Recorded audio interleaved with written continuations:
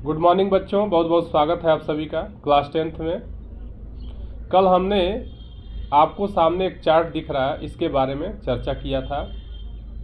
जो ओर्स होते हैं उनको हमने क्लासिफाई किया था। आप जानते हैं मेटल्स जो होते हैं वो तीन तरह से उसको हम क्लासिफाई कर सकते हैं on the basis of their reactivity.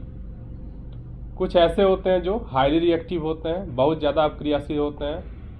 कुछ ऐसे होते हैं जो मॉडरेट होते हैं, यानी उतने ज़्यादा क्रियाशील नहीं होते हैं, तो उनको हमने मध्यम अक्रियाशील धातुओं के रूप में क्लासिफाई किया। और कुछ ऐसी होती हैं जैसे मान लीजिए मरकरी है, सिल्वर है, गोल्ड है, प्लेटिनम है, ऐसी धातुएं बहुत कम क्रियाशील होती हैं, तो उनको हमने निम्न अक्रियाशील धातुओं के रूप में क्लासिफाई किया। और कल इसके बारे में हमने काफ़ी डिस्कस किया था। हमने कहा था कि अब हम इसको एक एक करके लेकर के समझेंगे, इसके बारे में पूरा डिटेल स्टडी करेंगे। तो चाहे वो कोई भी हो, किसी का भी और हो, उनका समृद्धिकरण तो करना ही पड़ेगा, उनका सांद्रण करना पड़ेगा। सांद्रण या समृद्धिकरण कहते हैं। गैंग के बारे में हमने कल बात किया था कि गैंग क्या होते हैं, उनको मैट्रिक्स भी कहते हैं, कल हमने इसके बारे में बताया था। आधात्री भी कहते हैं हिंदी में। तो सबसे पहले अब हम यहाँ से स्टार्ट करते हैं। सक्रियता श्रेणी में जो सबसे नीचे आने वाली धातुएं हैं उनका आप निष्कर्षण कैसे करेंगे। तो एक्टिविटी सीरीज में जो सबसे नीचे आने वाली जो धातुएं हैं वो सबसे कम क्रियाशील होती हैं। इसको यहाँ लिखा हुआ है अनअभिक्रिय होती हैं, यानी नॉन रिएक्टिव होती हैं। एक्टिविटी सीरीज में जो सबसे नीचे आती हैं वो नॉन रिएक्टिव होती हैं, अनअभिक्रिय होती हैं। इन धातुओं के ऑक्साइड को केवल अगर हम हीट कर दें तो उनका क्या होता है, रिडक्शन हो जाता है। बताया गया था सल्फाइड एस्क होते हैं, उनको हीट किया जाता है और इस तरह से हम क्या करते हैं, धातु को प्राप्त कर लेते हैं। आप यहाँ देखिए चार्ट में दिख रहा होगा, निम्न अभिक्रिय धातुएं सल्फाइड एस्क और भर्जन करा दिया जाता है और इस तरह से धातुएं प्राप्त हो जाती हैं, फिर उनका परिष्करण कर लिया जाता है।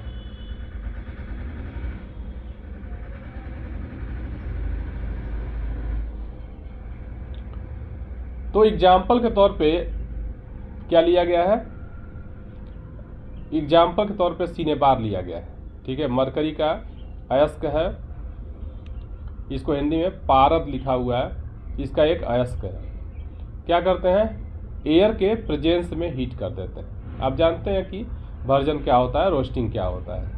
इन प्रेजेंस ऑफ एयर अगर हम हीट करते हैं, सल्फाइड जो एस्क होता है वो ऑक्साइड एस्क में कन्वर्ट हो जाता है।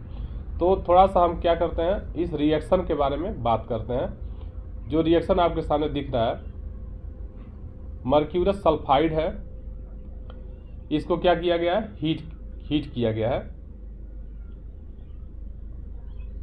इससे क्या होता है, मर्क्यूरिक ऑक्साइड में, मर्क्यूरिक सल्फाइड जो होता है वो मर्क्यूरिक ऑक्साइड में बदल जाता है। मर्क्यूरस नहीं है, मर्क्यूरिक है। ठीक है, आप जानते हैं Hg की 1 वैलेंसी और 2 वैलेंसी होती है, तो यहाँ पे सल्फर पे -2 होता है। ठीक है, ऑक्सीजन और सल्फर एक ही ग्रुप के हैं, तो मर्क्यूरस शब्द नहीं है। ठीक है, मर्क्यूरस निकल गया होगा, तो मर्क्यूरिक कहेंगे। तो मर्क्यूरिक जो सल्फाइड है वो क्या हो जाएगा, मर्क्यूरिक ऑक्साइड में कन्वर्ट हो जाता है। अस जो होता है वो अपने लोअर ऑक्सीडेशन स्टेट में अगर कोई मेटल है तो उसके लिए अस यूज करते हैं। अगर वो अपने हायर ऑक्सीडेशन स्टेट में है तो वहाँ पे हम ईक यूज करते हैं। जैसे यहाँ पे मर्क्यूरिक सल्फाइड है ये। ठीक है, तो जैसे आप जानते होंगे CuCl भी बनता है। ठीक है, और CuCl2 भी बनता है। तो यहाँ पे कापर जो है वो +2 ऑक्सीडेशन स्टेट में है, तो मर्क्यूर पहला क्या हो जाएगा, क्यूप्रस क्लोराइड हो जाएगा और ये क्यूप्रिक क्लोराइड हो जाएगा। तो ऐसे ही आपका ये मर्क्यूरिक सल्फाइड जो है वो किस में कन्वर्ट हो जाता है, मर्क्यूरिक ऑक्साइड में कन्वर्ट होता है। और सल्फर डाइऑक्साइड यहाँ पे गैस क्या होती है, बाहर निकलती है। अब फिर क्या करते हैं, ये ऑक्साइड जो अयस्क है हीट करने के दौरान ही ये क्या होता है, मरकरी अलग हो जाता है। अब अलग अलग ऐसा नहीं है कि आप मर्क्यूरिक ऑक्साइड बन गया तो उसको ले करके आप हीट करेंगे, ठीक है। इसी दौरान क्या होता है, हीट करने के दौरान ही सल्फर डाइऑक्साइड गैस क्या होती है, बाहर निकलती है और आपको मरकरी प्राप्त हो जाता है। इसमें जो ऑक्सीजन होगा, ऑक्सीजन क्या होगा, ये भी रिलीज हो जाएगा, बाहर निकल जाएगा। इसी तरह से हम कॉपर का भी लेकर के देखेंगे। Cu2s, ये यहाँ पे क्या है, ये क्यूप्रस सल्फाइड है, क्योंकि सल्फर अपने ऐसे समझिए कॉपर और यहाँ पे सल्फर, तो सल्फर पे -2 चार्ज होता है, तो यहाँ का 2 चार्ज यहाँ लिखा गया है और यहाँ का 1 वैलेंसी स्क्वायर लिखा हुआ है। तो Cu2s अगर लिखा है तो यहाँ पे क्या बना है, क्यूप्रस सल्फाइड है। तो क्यूप्रस सल्फाइड जो होता है वो ऑक्सीजन के उपस्थिति में जब इसको हम हीट करते हैं तो क्यूप्रस ऑक्साइड में बदल जाता है और क्यूप्रस ऑक्साइड क्यूप्रस सल्फाइड के साथ फिर से रिएक्शन करता है और इस तरह से कॉपर अलग हो जाता है और सल्फर डाइऑक्साइड क्या होती है, बाहर निकलती है, ठीक है। तो इन दोनों प्रक्रिया में क्या हो रहा है, रोस्टिंग हो रही है, भर्जन हो रहा है और भर्जन के दौरान हमको मेटल प्राप्त हो जा रहा है। तो ये सबसे आसान है, मतलब जो सबसे कम क्रियाशील धातुएं हैं उनके कंपाउंड से उनको अलग करना आसान होता है। ज़्यादा दिक्कत कब होती है, मॉडरेट वाले जो मेटल होते हैं उनके ऑक्साइड से मेटल को प्राप्त करने में थोड़ा सा हमको ज़्यादा एफर्ट लगाना पड़ता है। इसमें जो मध्यम क्रम वाली जो धातुएं हैं जैसे आयरन है, जिंक है, लेड है, ये कॉपर है, इनकी अभिक्रियाशीलता जो होती है वो स्लो होती है, मध्यम होती है और यह अपने सल्फाइड या कार्बोनेट के रूप में उपस्थित होते हैं। तो सल्फाइड एस के रूप में अगर प्रेजेंट होंगे तो कंसंट्रेशन के बाद क्या कराएंगे, रोस्टिंग कराएंगे। सल्फाइड एस के रूप में अगर होंगे तो कंसंट्रेशन के बाद क्या कराएंगे, रोस्टिंग कराएंगे, यानी भर्जन कराएंगे। अगर वो अपने कार्बोनेट एस के रूप में होंगे तो उनका निस्तापन करा देंगे। तो भर्जन या निस्तापन कई बार बता चुके हैं, यहाँ पे दिया भी है।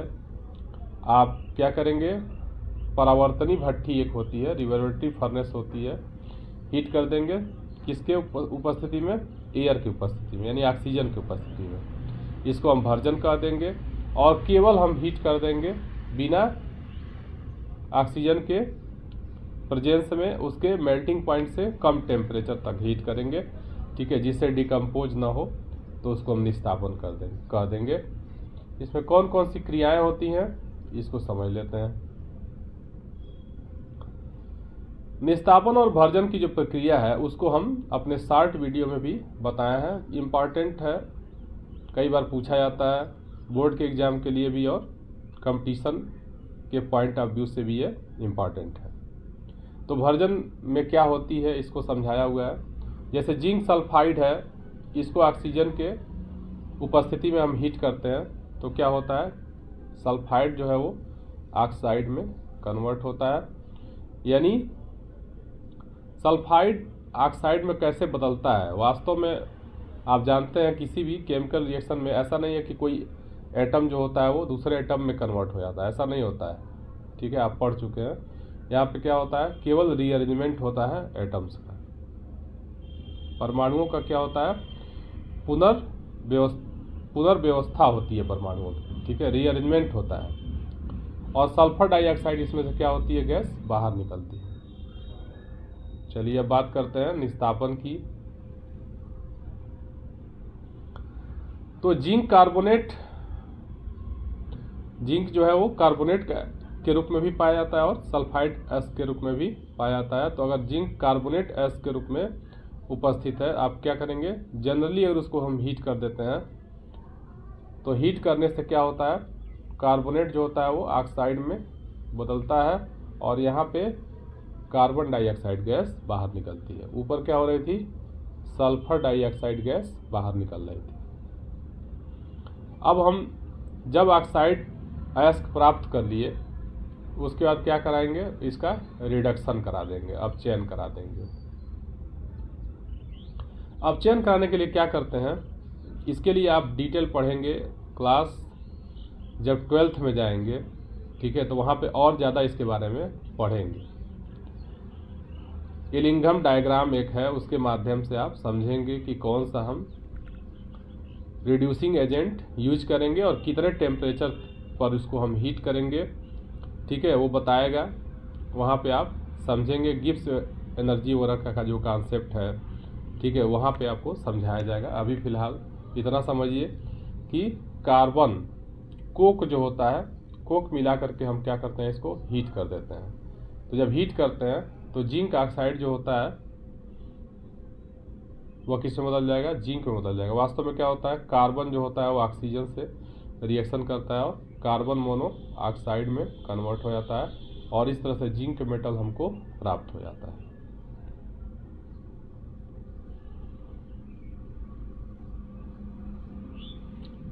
आपके बुक में दिया भी है, धातुओं को उनके यौगिकों से प्राप्त करना भी अपचयन प्रक्रम है। कार्बन कोयला का उपयोग करके धातु ऑक्साइड को धातु में क्या किया जाता है, अपचयन करा दिया जाता है।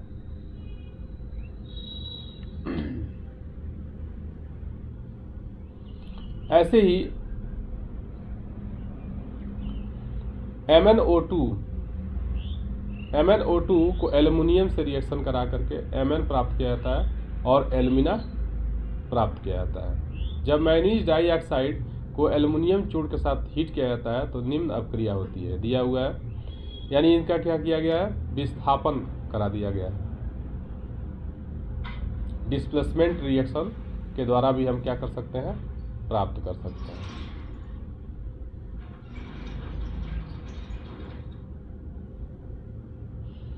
कुछ विस्थापन जो अपक्रियाएं होती हैं वो एक्सोथर्मिक होती हैं, ठीक है। यहाँ पे देखिए MnO2 को एल्युमिनियम से रिएक्शन करा जा रहा है तो Mn प्राप्त हो रहा है और एल्यूमिना प्राप्त हो रही है, साथ ही साथ हीट बाहर निकलती है। तो एक अपक्रिया होती है, इसको हम थर्मिट अपक्रिया कहते हैं। थर्मिट अपक्रिया के द्वारा क्या होता है, रेल की पटरियों को जोड़ा जाता है।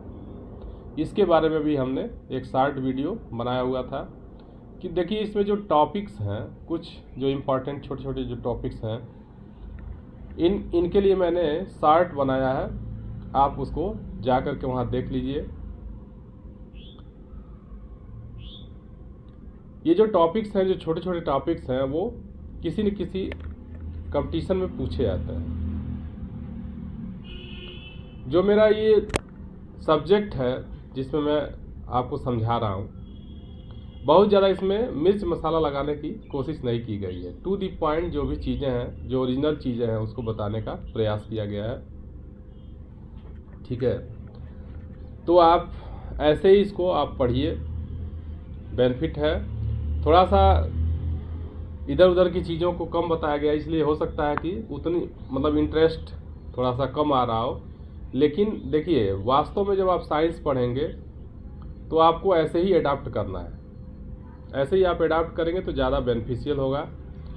तो आप कोशिश करिए एनसीईआरटी के जो भी टॉपिक्स हैं, एनसीईआरटी के जो भी लाइंस हैं, उनको to the point, to the line ही आप पढ़ने का प्रयास कीजिए। तो मैं बता रहा था कि थर्मिट अपक्रिया क्या होती है। तो थर्मिट अपक्रिया वह अपक्रिया है, एक एक्सोथर्मिक रिएक्शन है, एक ऊष्माक्षेपी प्रक्रम है। इस प्रक्रिया के द्वारा क्या किया जाता है, रेल की पटरियों को जोड़ा जाता है। इसमें क्या होता है, iron third oxide Fe2O3, iron third oxide को एल्युमिनियम से रिएक्शन कराते हैं। इससे क्या होता है, देखिए यहाँ पे आयरन अलग हो जाता है और एल्यूमिना बन जाता है, और साथ ही साथ हीट बाहर निकलती है। हीट इतना ज़्यादा बाहर निकलती है कि ये जो आयरन आपको मिल रहा है, ये क्या होता है, मॉल्टन स्टेट में प्राप्त होता है, यानी गल जाता है।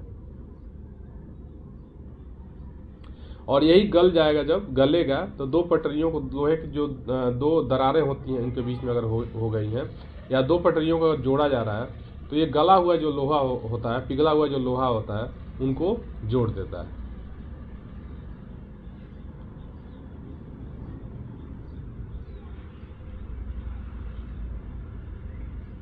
तो ये आपका हो गया, दो हमने कंप्लीट कर दिया है। ठीक है, पहला आपका हो गया कि अगर बहुत ही कम क्रियाशील धातुएं हैं तो उनको आप कैसे प्राप्त करेंगे, और साथ ही साथ मॉडरेट जो धातुएं हैं यानी मध्यम क्रम वाली जो धातुएं हैं जो बहुत ज़्यादा क्रियाशील भी नहीं होती हैं और बहुत कम क्रियाशील भी नहीं होती हैं, तो उनको आप उनके ऑक्साइड या सल्फाइड एस्को से आप कैसे प्राप्त करेंगे। तो यहाँ तक आप देख लीजिए।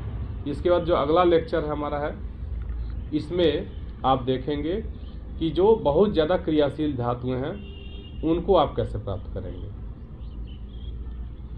तो ये भी क्या होती हैं, कंबाइंड स्टेट में ही पाई जाती हैं। आप जानते हैं कि बहुत ज़्यादा क्रियाशील है तो वो मुक्त अवस्था में नहीं पाई जा सकती हैं। Thank you.